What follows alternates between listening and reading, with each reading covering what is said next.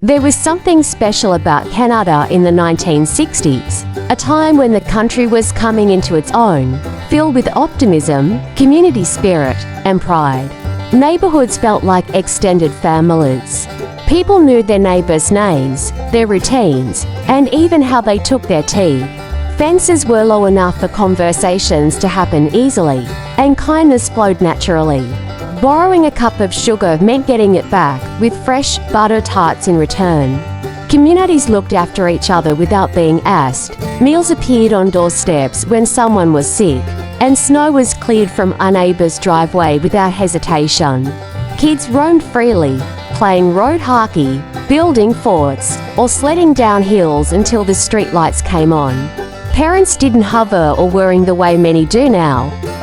They trusted that their children were safe among familiar faces. That sense of freedom and collective responsibility defined childhood in this era. The world seemed simpler and safer, not because danger didn't exist, but because trust did. It was a time when boredom sparked creativity, when scraped knees were just part of growing up, and when the bonds between neighbors created a feeling of belonging that many miss today. The 1960s were also a defining decade for Canada's national identity. On February 15, 1965, the new maple leaf flag was raised for the first time, symbolizing independence and confidence in who Canadians were becoming. The flag debate had divided opinions, but once it flew over Parliament Hill, it united the country under a fresh, distinct emblem. 2 years later, in 1967, Canada celebrated its centennial, and Expo 67 in Montreal became a dazzling showcase of innovation and culture. Over 50 million visitors experienced a modern, optimistic Canada ready to engage with the world. It was a time of progress. Universal healthcare expanded across provinces, enshrined by the Medical Care Act of 1966, ensuring that every Canadian could see a doctor without fear of financial ruin. This reflected a growing national belief that healthcare was a right, not a privilege. Economically, life felt secure and attainable. A single income could comfortably support a family, houses were affordable, and jobs were plentiful.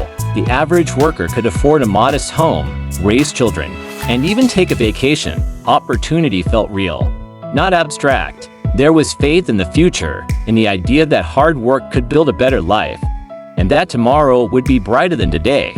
Canadian culture flourished in this decade.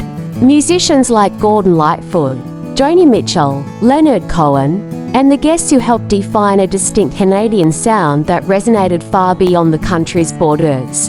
Their songs spoke of open landscapes, introspection, and authenticity, the very qualities that define the nation itself. At home, television was a unifying force. Families gathered around the CBC, watching Hockey Night in Canada every Saturday night. Whole neighborhoods seemed to fall silent during the games, united by a shared passion. Children's programs like The Forest Rangers and Razzle Dazzle reflected Canadian stories and settings at a time when most content came from the US, making Canadians proud to see their own culture on screen. Shopping and social life revolved around bustling downtown cores and local shops. People dressed up for errands, chatting with shopkeepers who knew them by name. Eaton's and Simpsons were more than stores, they were community hubs. Public transportation, walking, and cycling kept people connected. And even as car ownership grew, the family car represented freedom and togetherness rather than isolation. Drive-in theatres, weekend road trips, and cross-country adventures became part of the Canadian dream. The rhythm of daily life, from the milkman's deliveries to children walking to school, was slower, more personal, and deeply rooted in trust.